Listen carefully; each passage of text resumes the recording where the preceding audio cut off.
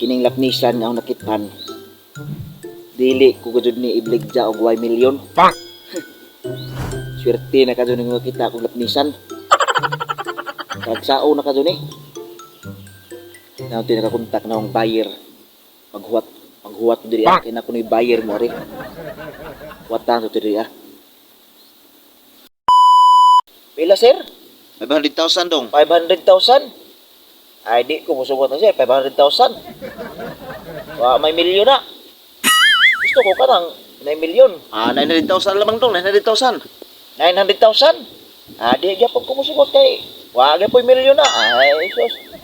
Basta di, why million sir? Di ko musugot sir. Half million naman dong, half million. Oh no. Half million? Aw, kan na sir.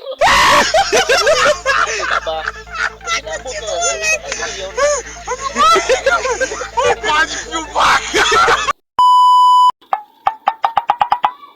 Oh no!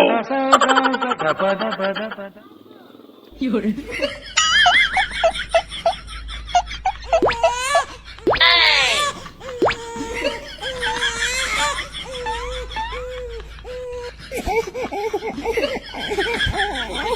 Yun.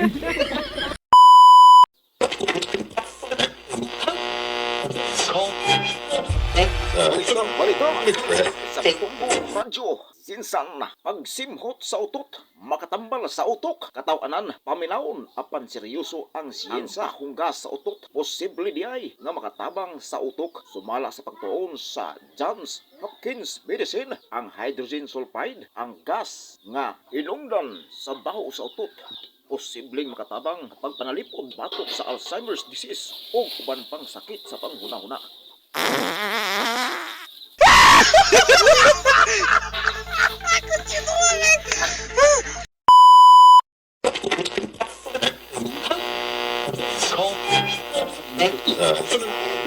Lolita, tanawa, paghilawas sa babae ngadto sa iyang kapikas, makapauswag sa kinabuhi. Gipadayag sa mga pagtuon sa mga eksperto nga gipatik sa Journal of Psychosexual Health nga mas dako ang posibilidad nga sayo mabawian og kinabuhi ang usa ka babayi kung panagsara kini makikilawas. Matud pa sa mga eksperto, aron mas mulungtad ang kinabuhi og mapaswag ang kahimsog sa mga kababayenhan, girekomendar nga makikilawas kini sa iyang kapikas bisan labing minus kausa matag simana aron makabot ang nakadayang benepisyo sa panglawas. Ipasabot nga ang regular nga paghilawas makatabang sa maayong imbang sa kultura, makapakunhon sa stress, makapaayo sa kalidad sa katulog o makapalig-on sa kahimsog sa kahigasin o cardiovascular function.